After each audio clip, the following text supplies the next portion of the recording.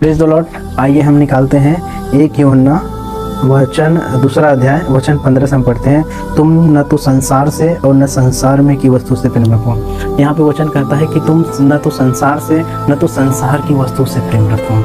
और आगे देखेंगे, यदि कोई संसार से प्रेम रखता है तो उसमें पिता का प्रेम नहीं है। तो यहाँ पे वचन कहता है कि यदि कोई व्यक्ति जो है संसार से प्रेम रखता है तो उसमें पिता का प्रेम नहीं है। मेरे भाइयों और बहनों, यदि हम यीशु मसीह को जानते हैं, जब हम यीशु मसीह को अपना पिता करके स्वीकार करते, उद्धारकर्ता स्वीकार करते हैं, तो हमारे अंदर एक नया मनुष्यत्व जन्म लेता है। तो परमेश्वर का जैसा वचन लिखा है, तुम्हारे अंदर जो नया मनुष्यत्व है उसके अनुसार, नया मनुष्यत्व तुम्हारे अंदर आया तो उसके अनुसार तुम्हारा चाल चलन बदलता जाए और तुम संसार के सदृश मत बनो। बाइबल का वचन है। तो परमेश्वर कहता है कि संसार से और संसार की वस्तु से प्रेम न रखो। यदि तुम संसार की वस्तु से प्रेम रखते हो तो तुम में पिता का प्रेम नहीं है। मेरे भाई और बहनों, यदि हमारे अंदर स्वर्गीय पिता का प्रेम नहीं है तो कितनी गलत बात है, सोचने वाली बात है। परमेश्वर यहाँ का वचन कहता है यदि हम संसार से और संसार की वस्तु से प्रेम रखते हैं तो हमारे अंदर पिता का प्रेम बिल्कुल नहीं है, हम पिता को जानते नहीं हैं। तो ऐसे हालात में जब परमेश्वर हमारे न्याय करेगा तो हम परमेश्वर को बोलेंगे, प्रभु तेरे नाम से मैंने ये किया,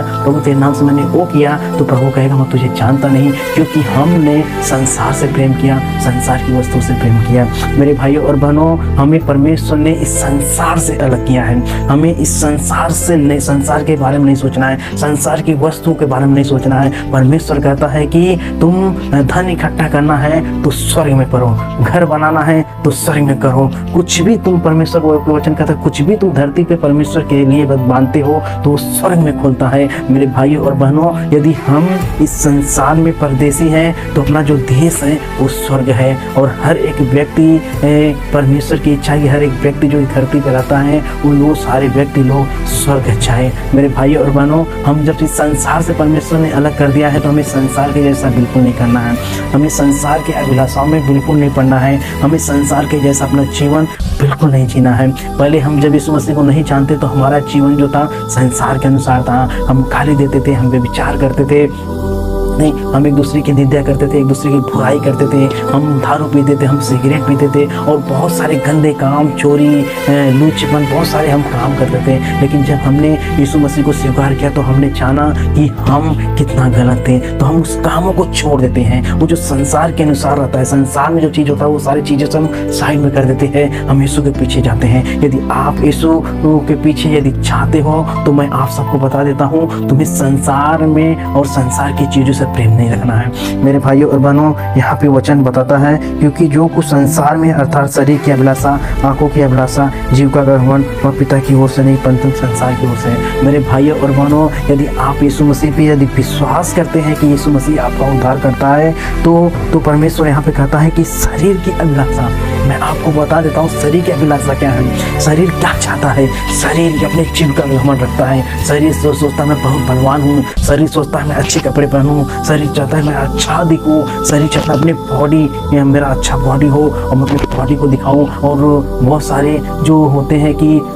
लड़कियों को मैं इम्प्रेस करूं, लड़के के अंदर ये रहता है, लड़कियों के अंदर रहता है कि मैं लड़के को इम्प्रेस करूं, जो बहुत गलत है। मेरे भाई और बहनों, यदि आपके अंदर ये सब बातें हैं तो उसे आज ही निकाल दीजिए। बहुत सारे लोग मसीह में होकर वो अपना जीवन जो रहता है इस संसार के अनुसार जीते हैं, परमेश्वर के वचन के अनुसार नहीं जीवन जीते हैं। यदि आपका ऐसा जीवन है तो आप ही अभी उस सारे जीवन को आप छोड़ दो, क्योंकि परमेश्वर कहता है जो संसार से प्रेम रखता है उसमें परमेश्वर का प्रेम नहीं है। मेरे भाई और बहनों, यदि आपका जीवन ऐसा है तो उस जीवन को आप छोड़ दीजिए, क्योंकि यदि आपका जीवन ऐसा रहता है तो बाइबल बताता है आपके अंदर परमेश्वर का प्रेम नहीं है।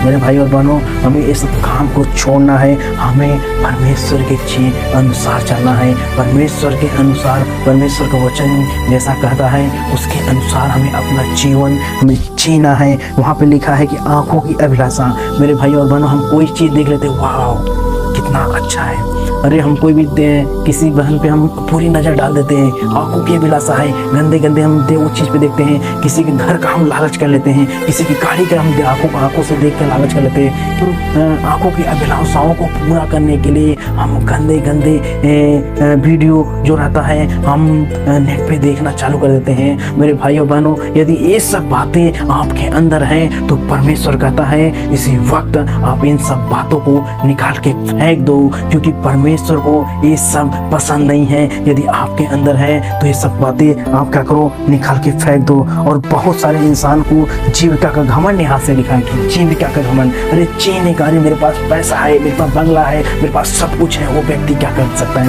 मेरे भाइयों, मैं आपको बता दूं इस संसार में क्या होता है। इस संसार में हम देखते हैं जो बलवान रहता है वो निर्बल के ऊपर अपना हक जमाता है, निर्बल को दबा देता है। मैं आपको बता दूं बहुत सारे लोग हैं जो पैसा उनके पास है, जीने का उनका घमंड है, जो जीने का तरीका है बिल्कुल अलग है, परमेश्वर के अनुसार नहीं है। लोग आज पैसे के हिसाब से अपना जीवन जीते हैं और अपने जीविका का घमंड के कारण आज एक बड़े बड़े पाप कर लेते हैं, लोगों को अपने जीवन के जरिए लोगों को दबा देते हैं। परमेश्वर कहता है ये जो जीविका का घमंड है वो पिता की ओर से नहीं परंतु संसार की ओर से है। ये सब जो बातें हैं बाइबल बता रहा है वो परमेश्वर की ओर से नहीं है बल्कि संसार की ओर से है।